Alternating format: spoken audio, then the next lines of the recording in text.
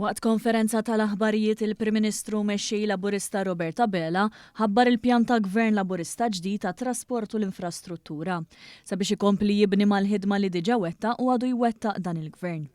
Il-Prim Ministru qal kif Malta in Motion huwa l-ewwel pjan holistiku ta' trasport għal pajjiżna. B'dan diġà beda jiġi implementat b'komponenti li jikkumplementaw lil xulxin. Dan jingħaqad ma' sistema ta' rapid transport adattata għal pajjiżna bi pjan u li tiġi operattiva fuq medda ta' 15-il sena.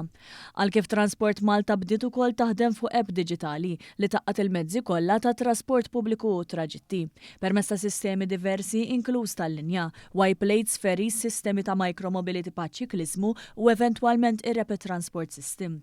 Dr. Abela ħabbar kif se jiddaħlu aktar park and rides u shuttle buses li jieħdu anke sat-terminal tal-feris.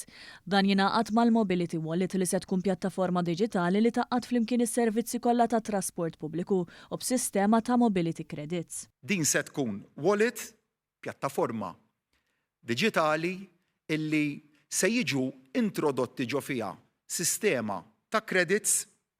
Jiġifieri se tkun waħda illi taqqat flimkien id-diversi servizzi ta' trasport pubbliku ikollha din is-sistema ta' mobility credits illi kont qiegħed ngħid dwarha li jinkisbu meta jintużaw forom ta' trasport alternattiv u li mbagħad ikunu jistgħu jiġu użati meta jinxtraw prodotti u servizzi varji bħal biex nagħti eżempju trasport alternattiv privat. Il-Prim Ministru qal ukoll li trid issir reviżjoni bil-għaqal tan-netwerk tar-rotot tal-linja fejn jiżdiedu r-rotot u l-frekwenzi anke permezz ta' karozzi tal-linja iżgħar biex is-servizz ikun aktar puntwali u jilħaq aħjar is-servizz bil-baħar.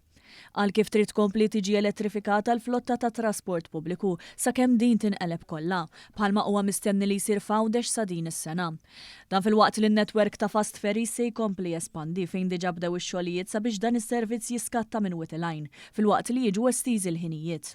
Brabta mal-parkeġġ Dr. Abela ħabbar numru ta' inizjattivi biex jiżdiedu l-ispazji ta' parkeġġ sabiex dan isir taħt l-art u fl-ispazju fuq. Għal kif ħarġet ukoll sejħa minn Transport Malta biex jintużaw parkeġġi ta' entitajiet privati li jkunu magħluqa matul il-lejl. Dan fil-waqt li tiġi introdotta Resident Parking Scheme.